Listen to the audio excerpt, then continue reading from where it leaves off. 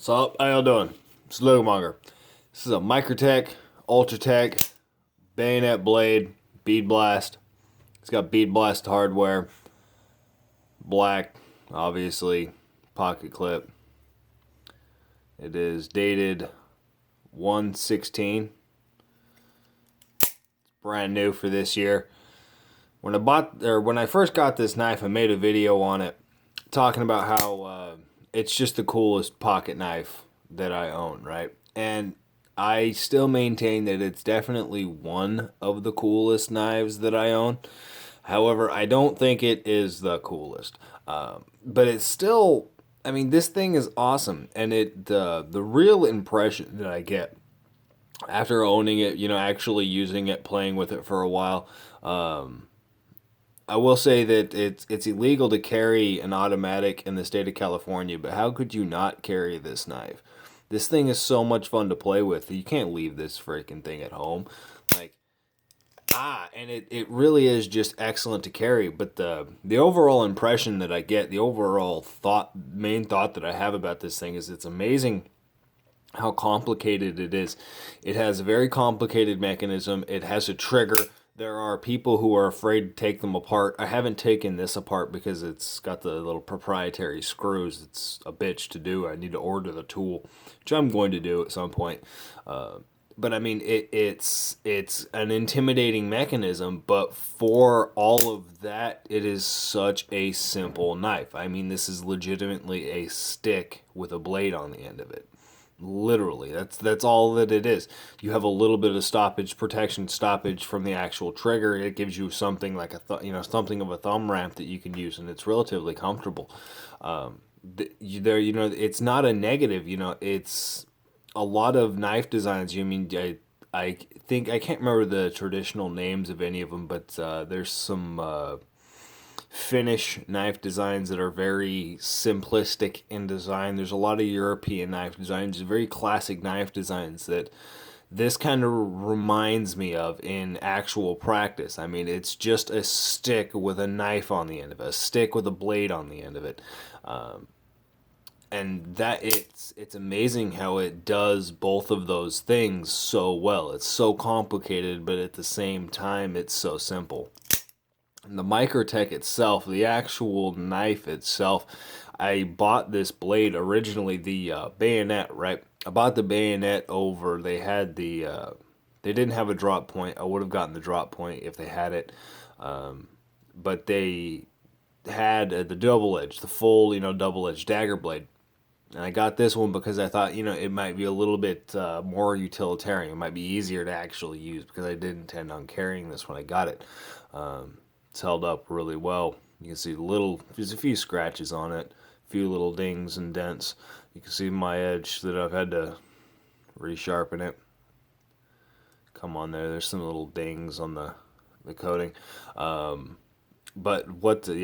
got off track. But this blade itself, I actually think that this is probably more of an aggressive blade shape than the actual double-edged dagger. Well, no, it's not necessarily more aggressive, but it's still a very aggressive blade shape. It comes to a very acute point. This thing is seriously a needle. It's just a little stabbing needle. You do have the ability to choke up and rest your finger here. I've never actually done this, but I mean, you can do it. It does feel good. I do have the confidence. I do some really hard carving with this. It's got excellent lockup. The actual lockup itself, I can pull the blade out, but the spring tension behind it, I mean, it doesn't go anywhere. There's no rattle. There's no play. So I really do think that this particular blade in itself is probably going to excel most at the defensive role, but it still does suit itself to being used EDC utilitarian. The way this thing carries in your pocket's ridiculous. It takes up no real estate at all. I mean, it sits so far over up against my pocket. I have had it a little bit further over because I've had some the little rivet on the inside on my actual pocket will scratch off onto the coating here, and you can just rub it off. You spit on it and rub it off, and you can actually get all of the marks, well, majority of the marks. I mean, there's a few little dings and dents on it, but so the coating that they put on this aluminum frame is excellent. It's held up really well. I still think that that looks like a car tire. The actual Trigrip pattern looks like a car tire. You see, this is the 2016 model because it's not done underneath the pocket clip, which still, this thing still grips.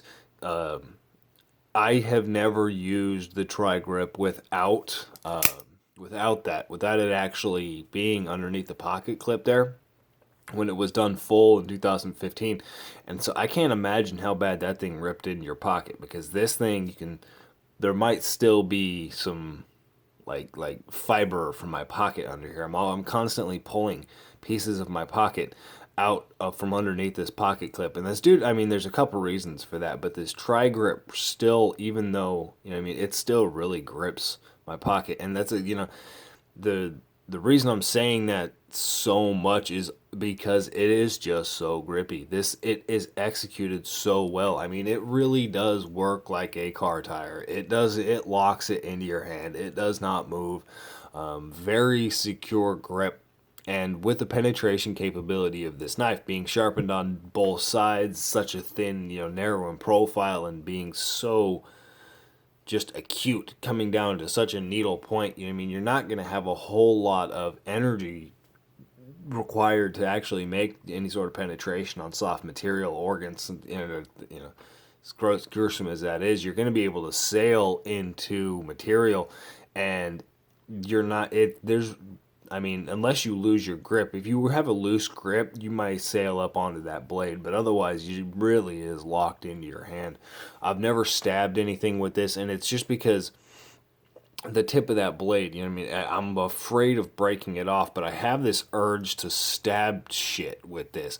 I walk down the trail and I'm like, oh, I constantly have the urge to just stab like branches and shit. I'm like, hey, I cut them, you know what I mean? You could do carve on them a little bit, pick up a stick and carve on it, but I really want to stab a tree with this thing for some reason, but I'm not going to do that. I am going to get a drop point and actually carry it at some point. My next one is the Jedi, right?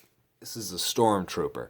This is the drop point that I keep talking about, and it's just a fantastic working blade. I think that's a really good knife design. It reminds me kind of what you get on like a Leatherman tool. I mean, I don't know. It's just a straight up working blade design. It's really nice, but the excellent execution on this one, because I mean it comes down so close, so small right there behind the cutting edge. You can see that secondary. The main cutting edge there is just almost non-existent. So that's just a really good blade design, really good shape, but I'm not using this one. This is just a collector for me. My next one is going to be the Jedi. It's going to be the JK Jedi. I'm not going to be using that one either, so at some point I am going to be getting another user blade or another user Ultratech that I can actually beat up. It may not be an Ultratech, something else from Microtech, another OTF. But I've been a big fan of this one. The LMAX has held up really well. I didn't have the highest opinion of LMAX previously. It wasn't something that I didn't like, most definitely, but it wasn't I wasn't like, oh, everybody really likes LMAX, and I just didn't have that opinion of it. I mean, it was just like a blah, okay, whatever. I kind of have that opinion. The same thing on S90V. It's like, whatever, okay. S110V is a great steel, but S1, I don't know, whatever. It's a different story. But this here, I've had a really good experience with it. You know what I mean? That's just a Spyderco Sharp Maker Edge on there, you can see, but it took a really great edge. It's held it quite well. I haven't really beat it up enough to do any serious damage to get a very good experience with the actual edge holding on this particular knife, but I mean, I've put it through enough and been able to strop it back up. I've only put it on the stones 2 or 3 times, so it's definitely done its job. It's Microtech Ultratech. Simplicity in an extremely complicated package. Y'all have a good one.